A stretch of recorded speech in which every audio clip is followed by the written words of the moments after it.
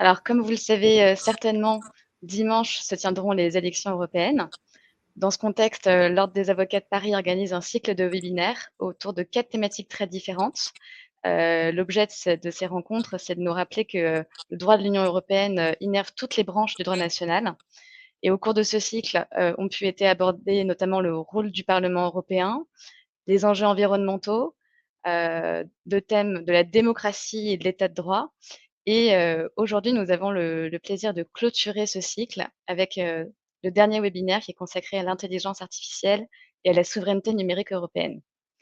Hem, Vous avez la possibilité de poser toutes vos questions dans les commentaires.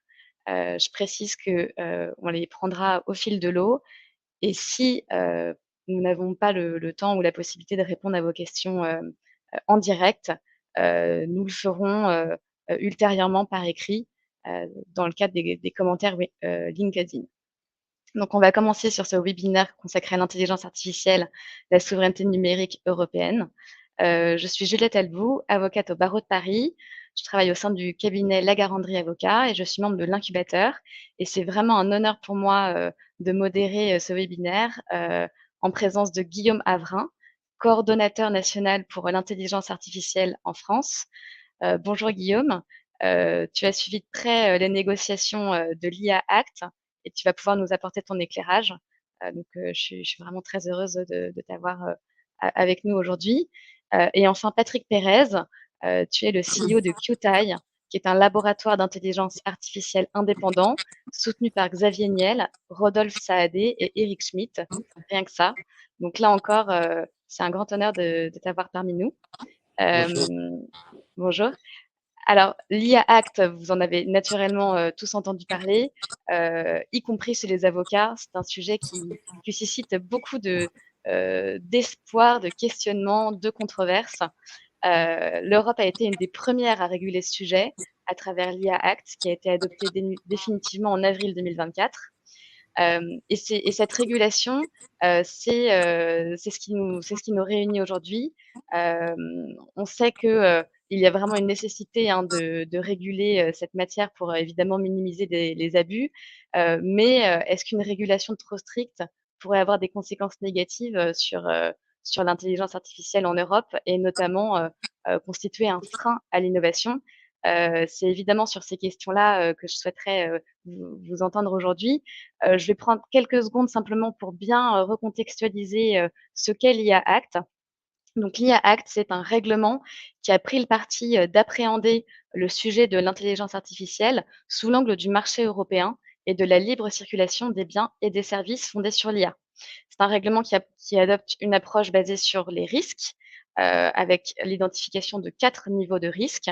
Un niveau maximal, avec ce que l'IA Act désigne comme des pratiques interdites, par exemple, des systèmes, de reconnaissance faciale ou de notation sociale. Ces systèmes sont bannis de l'Union européenne et on n'a pas le droit de les faire circuler. Le niveau de risque en dessous, c'est celui des systèmes à haut risque, qui fait l'objet d'une régulation bien spécifique. Et ensuite, on a 2 autres niveaux de risque, un risque limité, avec une obligation de transparence et un risque minimal, où là, on n'a pas d'obligation particulière. Guillaume, et Patrick, comment est-ce que vous percevez cette réglementation en pratique? Merci beaucoup, Juliette. Merci à l'ensemble des organisateurs. C'est vraiment un plaisir d'être avec vous aujourd'hui. Bonjour à toutes et à tous. Donc, peut-être pour commencer, Patrick, si ça te va, je, l'idée derrière l'AI Act, c'était de pouvoir établir un cadre de confiance pour le développement et le déploiement de technologies d'intelligence artificielle sur le territoire européen. On a travaillé pendant très longtemps sur le texte. Et comme vous le savez, c'est le processus classique de production de réglementation au niveau européen, différentes versions du texte avant d'aboutir à un consensus entre le Parlement, le Conseil de l'UE et la Commission européenne. Et en fait, rien que la première version, la version de la Commission européenne, c'était déjà 2 ans de travail pour essayer de trouver le bon dimensionnement de cette réglementation européenne sur l'IA, cette approche par les risques plutôt qu'une réglementation de la technologie. Ça va dans la très bonne direction. On a besoin d'un cadre de confiance pour favoriser l'innovation et la diffusion large de l'IA dans notre économie et notre société. Pour illustrer le propos, et c'est en fait, je peux vous partager ce retour d'expérience de mes anciennes fonctions quand j'évaluais les systèmes d'intelligence artificielle qui rentraient sur le marché national et européen. En fait, on se rendait compte tous les jours qu'on avait des fabricants de systèmes critiques, par exemple de dispositifs médicaux, qui refusaient d'intégrer de l'IA dans leur dispositif médical, par crainte en fait de cette absence de cadre de confiance pour le déploiement de cette technologie. Il y avait uniquement le règlement sur les dispositifs médicaux, qui avait des exigences qui portaient sur les logiciels, mais uniquement sur les logiciels, pas spécifiquement sur l'intelligence artificielle. Donc finalement, c'était le développeur de la technologie qui prenait la responsabilité de définir les métriques, les protocoles d'évaluation, les environnements tests, finalement l'ensemble de ce cadre de confiance pour le déploiement de sa technologie. Et donc en cas d'accident, il avait très peu d'arguments à sa disposition pour prouver au juge qu'il avait fait son maximum pour se mettre en conformité et assurer la confiance associée à sa technologie. Et le gros intérêt d'avoir ce cadre de confiance via la réglementation européenne sur l'IA, c'est finalement que ces développeurs de technologies d'intelligence artificielle ou de systèmes critiques qui embarquent de l'IA, ils sont en mesure, à présent, en cas d'accident, les accidents, le risque zéro n'existe pas, en cas d'accident, de pouvoir avoir des circonstances atténuantes vis-à-vis du juge, puisqu'ils sont capables de démontrer qu'ils ont fait leur maximum, qu'ils ont fait tout ce qui était en leur pouvoir pour se mettre en conformité et donc pour minimiser les risques associés à leur technologie. Et donc la présence de cet AI Act, ce sera l'accélérateur de la diffusion de l'IA dans l'ensemble des domaines d'application à haut risque, qui sont par ailleurs très importants. On a des perspectives de social et économiques extrêmement larges associées à l'intégration de technologies d'IA dans le domaine de la santé, dans le domaine de la banque, dans le domaine de l'assurance, etc., etc. Donc c'était essentiel pour pouvoir favoriser le développement de l'IA. Maintenant, il faut effectivement le faire avec raison, en posant bien des exigences qui soient pertinentes vis-à-vis des applications de ces technologies d'intelligence artificielle. Et c'est pour ça que tout le travail qui a été réalisé a été essentiel, y compris d'ailleurs les contributions de la France dans ces négociations européennes, pour essayer de justement pas dériver de cette réglementation cette approche par les risques pour aller vers une approche sur la technologie, notamment en ce qui concerne l'IA générative, voilà, pour ne pas céder au buzz ChatGPT et vraiment progresser avec raison sur le déploiement de cette réglementation européenne sur l'IA. Merci beaucoup, Patrick. Est-ce que vous voulez réagir? Oui, alors pour rebondir sur ce que dit Guillaume, effectivement, avoir un cadre réglementaire européen sur ces technologies particulières me semble important parce que ces technologies, non seulement sont de plus en plus puissantes et sont clairement amenées à se diffuser dans toute la société, que ce soit le monde du travail et la vie personnelle. Et elles apportent par ailleurs des défis autour de la sécurité qui sont très particuliers. On y reviendra sans doute. Il y a dans le substrat, enfin dans les méthodes qui sont utilisées pour développer ces deux outils, certaines spécificités qui les rendent particulièrement difficiles justement à évaluer, et en particulier lorsqu'ils sont utilisés dans des systèmes, à l'intérieur de systèmes avec des hauts niveaux de criticité. Donc l'idée d'avoir comme ça une gradation sur les niveaux de risque et une réglementation qui est graduée, effectivement, est une bonne chose. Ça, c'est le premier élément. Le deuxième, on va y revenir aussi, ça a déjà été un tout petit peu mentionné par Guillaume, c'est qu'il s'est passé beaucoup de choses pendant la période de travail intense autour de ce projet de réglementation. Et c'est une autre des spécificités, c'est de faire de la réglementation autour d'un objet qui n'est pas que technologique, mais qui est également scientifique et qui évolue très rapidement. Donc, ce qui s'est passé il y a 18 mois, avec l'arrivée sur le devant de la scène, même si c'était quelque chose qui n'était pas complètement nouveau dans la communauté scientifique, de l'IA générative et plus généralement de ces très grands modèles dits fondations, il a fallu que, en cours de travail, cette réglementation aussi s'adapte à ceci et ait un pan dédié à ces méthodologies-là. et qui par ailleurs justement rendent plus difficiles certaines questions, encore plus difficiles certaines questions sur les garanties de sécurité, sur à qui est la responsabilité, puisque la chaîne, la chaîne d'approvisionnement, si je puis dire, sur la conception et l'utilisation de ces modèles est assez différente. Donc il y aura tout un tas de questions un petit peu encore plus complexes pour ces modèles-là, mais d'une manière générale, c'est de l'argumentation autour d'un objet en mouvement. Donc, ça, évidemment, l'application, la gestation et la finalisation du texte et désormais son application va devoir aussi prendre en compte cet aspect-là. Et pour revenir effectivement plus particulièrement sur la manière dont l'IA Act appréhende le risque et l'évaluation des risques, quand on lit le texte qui est d'ailleurs très long, hein, je l'ai sous les yeux, c'est un acte qui est dense. On comprend que c'est donc au fournisseur, c'est-à-dire celui qui développe le système d'IA et qui le met sur le marché, c'est à lui de procéder à l'évaluation des risques et de mettre en place un système de gestion et de qualité. Donc ça, c'est donc celui qui développe le système qui doit évaluer les risques. Et en dernier lieu, dans la dernière version de l'acte, on nous explique également que c'est le déployeur, celui qui utilise le système d'IA, qui a aussi un certain nombre d'obligations. Guillaume et Patrick, qu'est-ce que vous pensez de ces obligations qui pèsent sur le fournisseur et désormais sur le déployeur, donc celui qui utilise? Peut-être Guillaume, si Ouais, tu veux je veux bien commencer. commencer si ça te va, Patrick. N'hésite pas à changer l'ordre de réponse. Donc, je pense qu'on est là, on est sur ce qui concerne les exigences sur les fournisseurs, sur les développeurs de la technologie. En fait, on est sur une approche classique au niveau européen de ce qu'on appelle une réglementation produit. Quand on est sur de la réglementation produit, auquel on associe un marquage CE, c'est-à-dire cette marque qui permet de donner à un produit une autorisation de mise sur le marché. C'est effectivement des exigences qui portent sur les développeurs de la technologie. Et l'intérêt, c'est aussi de se dire, vis-à-vis du consommateur, vis-à-vis de l'utilisateur, à partir du moment où j'achète un produit qui a le marquage CE, je suis en sécurité.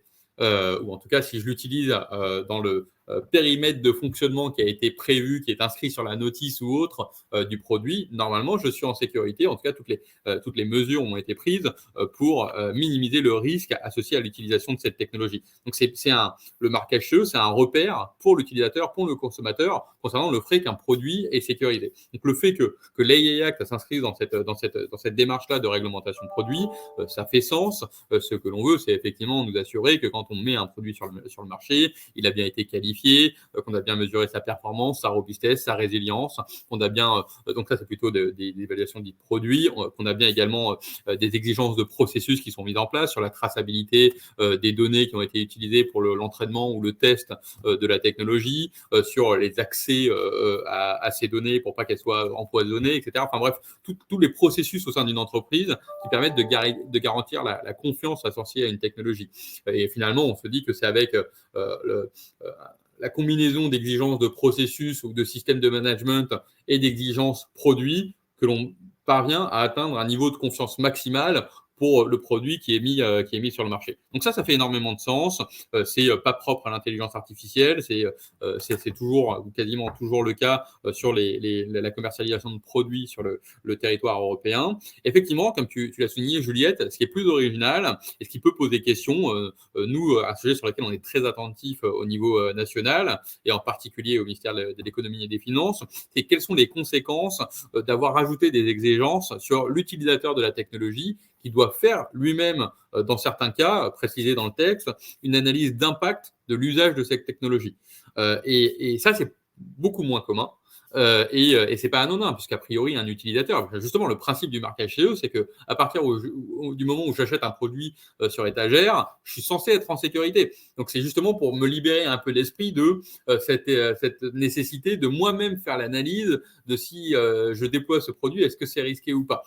Donc, en fait, il va falloir qu'on poursuive dans le temps cette analyse via une surveillance de marché, via une analyse de l'impact socio-économique de ce type de mesures, de quelles sont les conséquences de ces exigences d'analyse du risque par l'utilisateur de la technologie qui est inscrit dans ce texte. Merci. Patrick, qu'est-ce que ça vous évoque en tant que scientifique, en tant que chercheur, Alors, sur cette ouais. obligation qui pèse sur le fournisseur? Alors, c'est intéressant. Première chose, ça me paraît bien naturel que pour l'utilisateur final, finalement, il n'y ait pas a priori de différence dans les garanties et les certifications par rapport à d'autres types de produits. Et je pense que tous les citoyens et les consommateurs ont besoin de ça, effectivement, pour avoir confiance et soient protégés aussi. Et la notion de confiance est vraiment importante et elle n'est pas que technique, elle aussi, vraiment, elle est parfois même en partie subjective. C'est le cas des aides à la conduite, on pourrait y revenir. Mais il y a une chose quand même qui me frappe, c'est que en l'espèce, peut-être il y a des choses qui sont moins claires entre qui est le fournisseur, qui est l'utilisateur qui n'est pas final, et je vais prendre un exemple, qui est le concepteur. Dans la mesure où ces technologies, pour une part, sont directement issues du monde de la recherche et pour une part sous la forme on va dire, pour dire rapidement, d'open source, donc de modèles ouverts. C'est pas clair de mon point de vue. Donc maintenant, en tant que chercheur qui justement travaille sur des choses plutôt très amont, mais qui ont vocation à être partagées en open source, c'est jusqu'où remonte la responsabilité voilà, et l'obligation dans l'évaluation et la certification.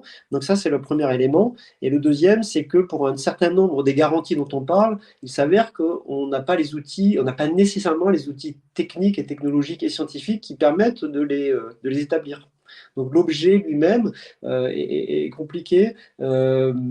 Prédire, juste peut-être pour préciser un point de vue technique, donc l'IA dont on parle à l'heure actuelle, c'est en fait une branche historique de l'intelligence artificielle qui s'appelle l'apprentissage automatique et qui donc consiste à doter les machines, les ordinateurs de compétences à partir d'une phase d'entraînement exclusivement ou quasi exclusivement sur de la donnée d'entraînement. C'est-à-dire que les compétences ne sont pas programmées, la tâche, donc il n'y a pas les règles, par exemple, sont, en tout cas pour les modèles vraiment, les modèles qui sont à la base de ces systèmes, les règles à respecter ne sont pas programmées en tant que telles, elles sont apprises ou découvertes dans la phase d'entraînement. Et c'est très important de comprendre aussi ça parce que c'est pour cette raison-là qu'il est assez difficile de garantir de garantir le comportement fiable, robuste une fois que ces modèles d'intelligence artificielle sont embarqués dans des systèmes, des produits et des services. Donc il y a une vraie difficulté technique à fournir, quel que soit l'acteur sur la chaîne d'approvisionnement, ou de garantir voilà, respecter les dites règles et fournir les garanties de sécurité qui sont légitimement attendues par le consommateur. Finalement, ce que je comprends, c'est que la technologie de l'IA implique différentes briques qui peuvent remonter jusqu'à très loin et dont on ne sait pas finalement qui aura la responsabilité. Et en aval, sur l'utilisation, elle peut être tellement variée et j'imagine qu'on ne connaît pas encore toutes les applications possibles de l'intelligence artificielle qu'aujourd'hui, en tant que fournisseur, c'est difficile d'anticiper des utilisations qu'on ne connaît pas ou qui pourront évoluer à l'avenir. Mmh. Et pour rebondir sur ce que disait Patrick, justement, il y a énormément de travaux en ce moment sur la définition des outils, des méthodes qui vont permettre aux développeurs de technologies d'IA, éventuellement aux déployeurs, de se mettre en conformité à ces exigences de l'AI Act. Ces travaux, ils se situent au niveau européen à la commission de normalisation européenne qui s'appelle Sensenelec JTC 21. Donc c'est la commission de normalisation qui a reçu le mandat de définir les normes dites harmonisées qui permettront d'obtenir une présomption de conformité à l'AI Act. Et c'est vrai qu'on a tendance à penser uniquement exigence de l'AI Act en se disant bah voilà, il y a telle ou telle exigence qui est plus ou moins restrictive, plus ou moins difficile. Mais en réalité, ce qui permet de vérifier, ce qui permet de se mettre en conformité à l'AI Act, le plus important finalement, c'est ces normes. Puisque si on a une exigence du type il faut que mes bases de données d'entraînement soient représentatives des conditions réelles de fonctionnement du système, ça c'est l'exigence telle qu'elle est écrite dans la réglementation, et ensuite que la norme qui est harmonisée Elle dit, bon, en fait, pour être en conformité à cette exigence, il suffit d'avoir recruté un data scientist. Et finalement, la mise en conformité, elle est hyper simple. Elle est hyper simple, il suffit d'avoir recruté la bonne personne. Il n'y a aucune autre exigence pour se mettre en conformité à cette exigence de l'AI Act. Donc en fait, j'ai l'impression qu'on néglige trop l'importance qu'a la définition des normes harmonisées dans ce qui permettra la mise en conformité à l'AI Act. La bonne nouvelle, c'est que les normes harmonisées sont encore en cours de définition, qu'il est encore possible d'y contribuer et que ça se fait par les acteurs publics et privés à l'ensemble des acteurs de l'écosystème européen qui souhaitent y participer. Il faut savoir également que ce Sensenec JTC 21 a un lien dans la définition de ces normes qui ont vocation à être harmonisées avec la commission de normalisation internationale qui travaille sur l'IA. Désolé, je vais encore utiliser un terme, mais c'est l'ISO IEC JTC1 SC42. Voilà, c'est la commission internationale qui permet… Pour les participants, il n'y aura pas d'interrogation sur les termes techniques, ne vous inquiétez pas. Tout à fait. Et je pense que ce qui est important, en tout cas pour tous ceux que ça intéresse, c'est de se dire c'est encore en cours ce travail et on peut contribuer à la définition de ces normes qui auront en fait un impact déterminant sur l'écosystème européen de l'IA. On a besoin que ces normes soient conformes aux intérêts bien sûr nationaux et européens de nos développeurs de technologies d'IA et des utilisateurs, des consommateurs de ces technologies. Donc voilà, n'hésitez pas à vous inscrire, à participer à ces travaux. Merci à tous ceux qui posent des questions. Je vois qu'il y en a quelques-unes. Je vais rebondir sur celle d'Elina qui nous demande quelles mesures sont utilisées pour prévenir la fraude et la manipulation.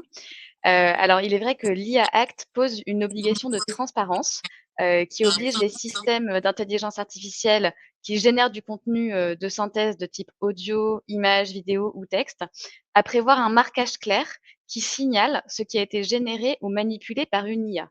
Alors, l'intention est tout à fait louable. Est-ce que, selon vous, c'est techniquement possible d'identifier ce qui a été généré ou manipulé par une IA? Oui et non. Ça dépend ce qu'on entend par là. Mettre sur une image, cette image a été générée par une IA, c'est assez facile techniquement, mais c'est assez facile techniquement de l'enlever également. Donc ça, c'est le premier niveau de réponse. Donc ce qui est intéressant, c'est de mettre, qui me semble plus intéressant et plus important. Enfin, c'est important déjà dans un monde d'usage plutôt standard et bienveillant, mais déjà pour prévenir le grand public. Et ça se fait déjà pas mal, je pense, de voir des images, des sons qui sont clairement indiqués comme étant synthétiques.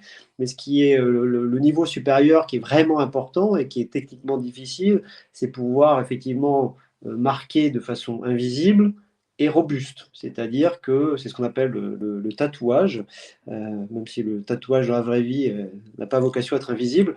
Donc le tatouage, qui est une vieille technique et un problème assez ancien en recherche pour les médias numériques, consiste à insérer effectivement dans les contenus digitaux des marques invisibles et qui vont persister même si le contenu est modifié de façon raisonnable. Évidemment, s'il est détruit, la marque est détruite, mais le contenu aussi, donc c'est pas très grave.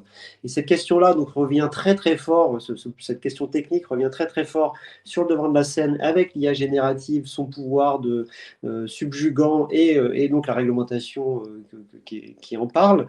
Et donc c'est un problème qui revient sur la table des chercheurs, dont nous faisons partie avec UTAI, et c'est un problème intéressant, mais effectivement difficile, parce qu'il y a cette idée que pour quelqu'un qui voudrait en particulier faire disparaître la marque, donc c'est ce qu'on appelle une attaque, et il y a tout un tas d'autres outils, y compris nourris d'intelligence artificielle, qui permettent de le faire.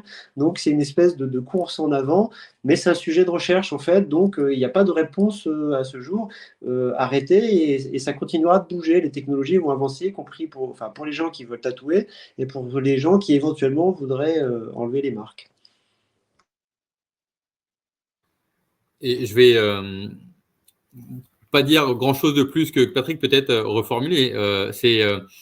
En réalité, c'est techniquement faisable de marquer, de watermarker un contenu généré par l'IA, ou même d'informer le grand public, l'utilisateur, que tel ou tel contenu a été généré par l'IA. C'est techniquement faisable. Ce qui est par contre compliqué aujourd'hui, c'est de prévenir les mauvais usages ou l'utilisation par des personnes mal intentionnées de ces technologies d'intelligence artificielle. C'est exactement ce que disait Patrick, surtout sur un modèle open source qui intégrerait des lignes de code qui permettent de marquer le contenu qui est généré. À partir du moment où ce n'est pas protégé, l'utilisateur peut très bien enlever ces lignes-là et on a des contenus qui sont non marqués. Alors que par ailleurs, l'open source, et bien sûr, et c'est la position que défend la France, est essentiel à la fois pour développer la confiance de la technologie et pour effectivement mettre l'IA au service de tous, au service du bien commun et au service de la compétitivité de nos entreprises européennes. Donc, il y a encore, voilà, tout ce que disait Patrick, c'est un sujet de recherche aujourd'hui. Il y a encore beaucoup de travaux en cours pour essayer de vraiment, là aussi, établir ce cadre de confiance vis-à-vis des risques de désinformation et de manipulation, pour reprendre le terme d'Alina. Au sein de l'État, on a une équipe à compétences techniques qui s'appelle le PEREN, qui travaille sur ces sujets. Et donc, n'hésitez pas également à me contacter si vous souhaitez avoir des échanges avec eux, une mise en relation.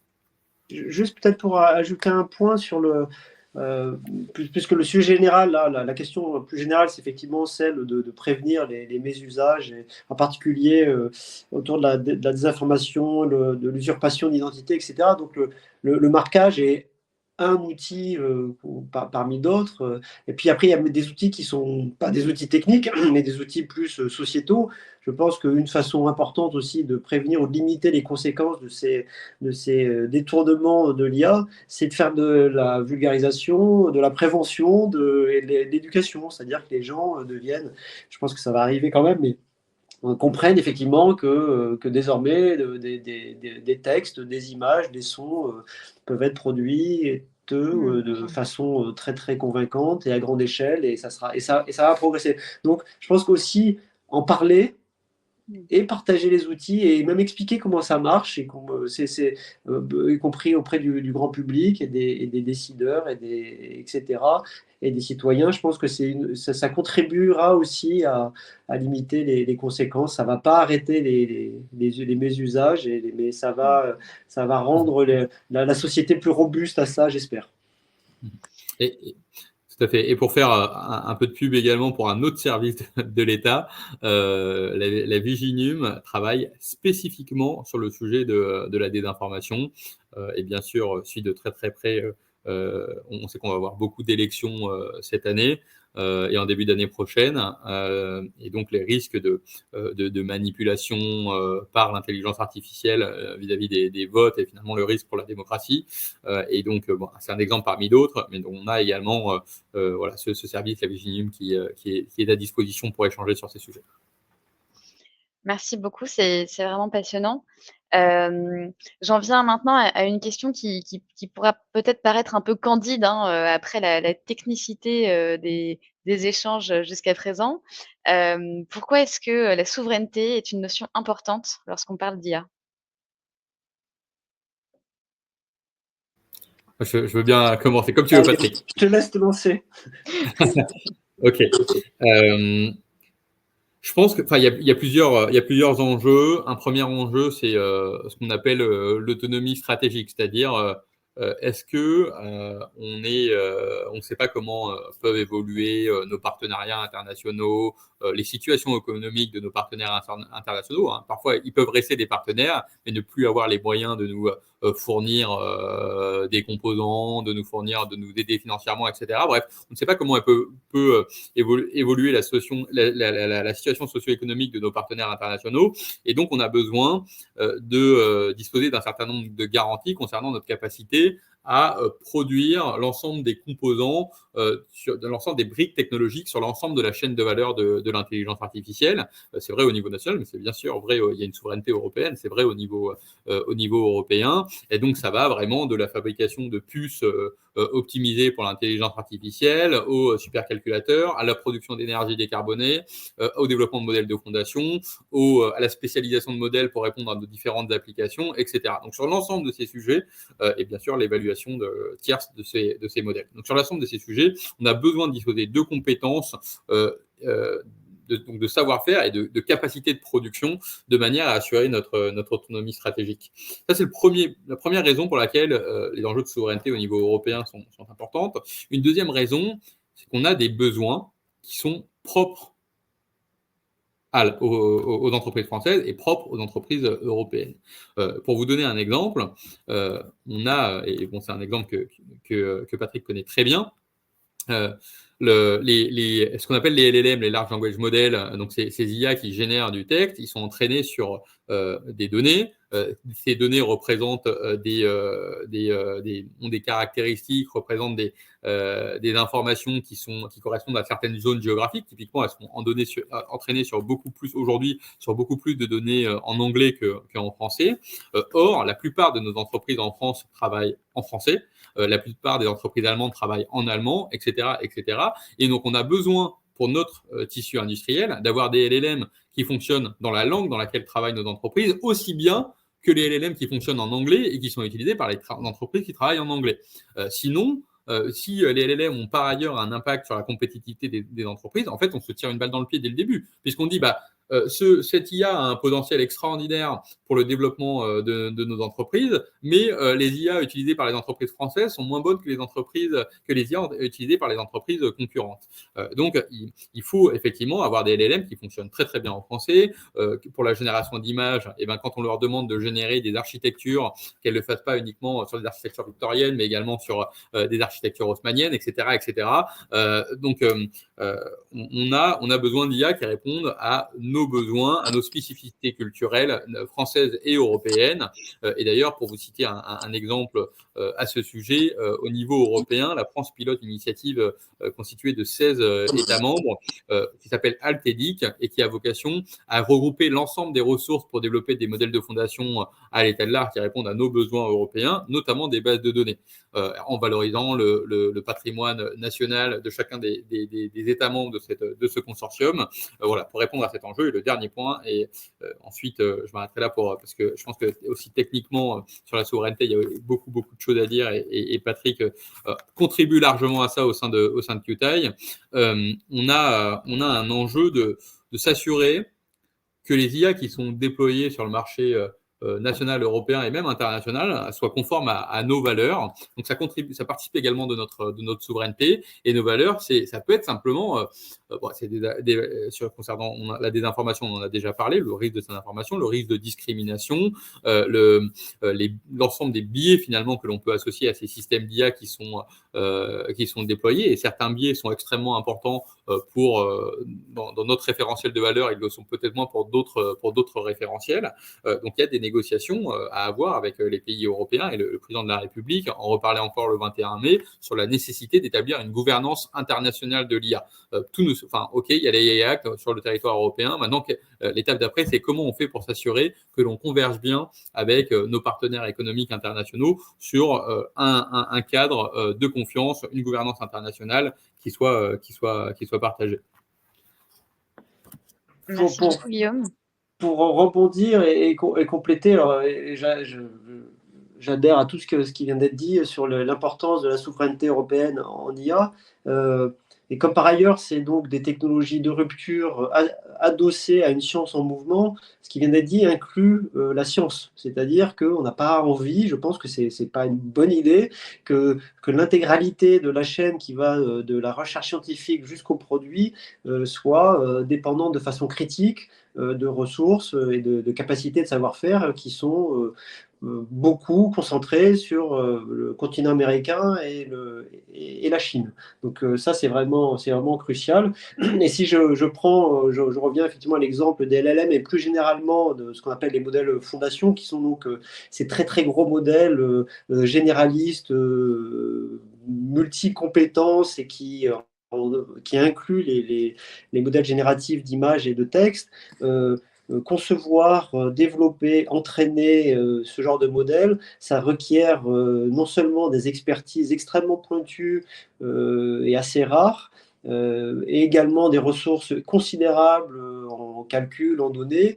Donc là, il y a en plus vraiment une barrière à l'entrée qui est très élevée, qui risque de continuer à monter d'ailleurs au fur et à mesure que ces choses évoluent. Donc, il est absolument crucial qu'on commence à avoir en Europe, et ce qui me réjouit, c'est que c'est le cas, et au niveau scientifique, et au niveau des laboratoires privés aussi, et au niveau des entreprises et des startups, des acteurs qui sont crédibles et qui seront en capacité d'offrir effectivement des solutions, des alternatives, propriétaires ou ouvertes d'ailleurs, mais qui a été développée, entraînée sur des machines en Europe, avec des données effectivement dont le mix est plus européen que pas, les données d'entraînement, et dont on est la pleine maîtrise. Et rappelons-nous certains épisodes liés à l'épidémie de Covid, où on avait une problématique similaire qui liait la recherche et la technologie s'agissant des vaccins.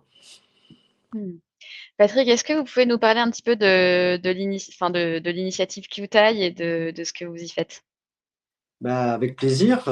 Merci de me donner l'opportunité. Donc, en deux mots, c'est un laboratoire de recherche à but non lucratif sur fonds privés, donc des fonds importants justement qui permettent de mener le type de recherche et de développement que je viens d'évoquer, c'est-à-dire sur les grands modèles fondations, donc qui requièrent énormément de puissance de calcul et des équipes très très techniques de chercheurs et d'ingénieurs. Donc, ce laboratoire a démarré fin d'année dernière. Donc ça fait maintenant 6 mois. On travaille très dur sur un certain nombre d'aspects. Donc l'idée, c'est de faire avancer l'état des connaissances et des technologies sur ces modèles et de le partager le plus librement possible avec l'écosystème, donc des chercheurs, des développeurs, des entreprises, et avec l'idée que ça soit le plus utile à la société, et donc en travaillant particulièrement sur un certain nombre d'aspects ou de limites actuelles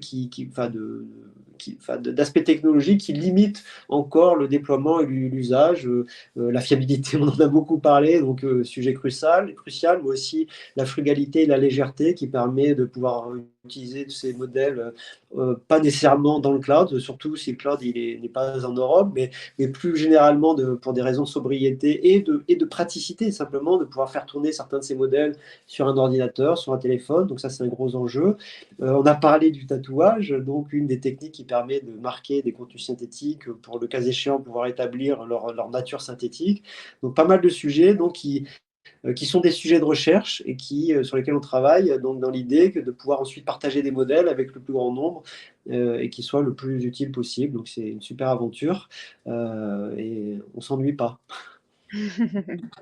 Et donc, l'idée, c'est effectivement que tous vos travaux ensuite vont être disponibles pour tout le monde. C'est un peu votre philosophie. C'est l'idée. Alors, on n'est pas encore arrivé tout à fait au stade où notre première production est prête à être partagée, mais dès que c'est le cas, effectivement, c'est partagé. Mais c'est pas simplement ce qu'on appelle les produits finis, enfin finis, comme on est un labo de recherche, ça sera pas fini au sens de produits, mais ça sera pas des produits, mais fini au sens de ce qu'on appelle des modèles entraînés déjà utilisables ou réutilisables. Mais c'est également l'outillage informatique et le savoir-faire qui permet de développer ces modèles. Et ça, c'est des choses qui sont plus rarement partagées, y compris par les acteurs qui partagent ce qu'on appelle donc des modèles ouverts. Donc notre idée, c'est effectivement de partager le plus possible dans la chaîne de conception jusqu'au modèle final. Donc ça prendra la forme de code, de modèles, ce qu'on appelle des modèles ou des poids, donc qui permettent de faire tourner l'IA, mais également des publications scientifiques et techniques qui décrivent précisément comment tout ça fonctionne. Merci beaucoup. Donc, on va suivre attentivement évidemment vos travaux. On a entendu donc que l'Europe, qu'il y a des besoins qui sont propres au marché européen, qu'il y a un vrai enjeu aussi en termes de valeur. Mais est-ce que pour autant, on a les moyens en Europe d'apparaître comme un acteur crédible en matière d'IA? En effet, on entend quasiment toutes les semaines que en Chine ou aux États-Unis, il y a des investissements qui se chiffrent en milliards de dollars, que ce soit par des sociétés privées ou par le gouvernement. Est-ce que l'Europe a les moyens de ses ambitions? je peux commencer pour ce coup-ci, mais après, il y aura il y a un volet institutionnel et évidemment très important sur lequel je suis sûr Guillaume pourra dire des choses. Et il y a eu des annonces récemment du président de la République. Mais la réponse est oui. Parce qu'il y a déjà des choses dont on vient de parler, y compris QTI et des startups extraordinaires qui naissent et qui se développent.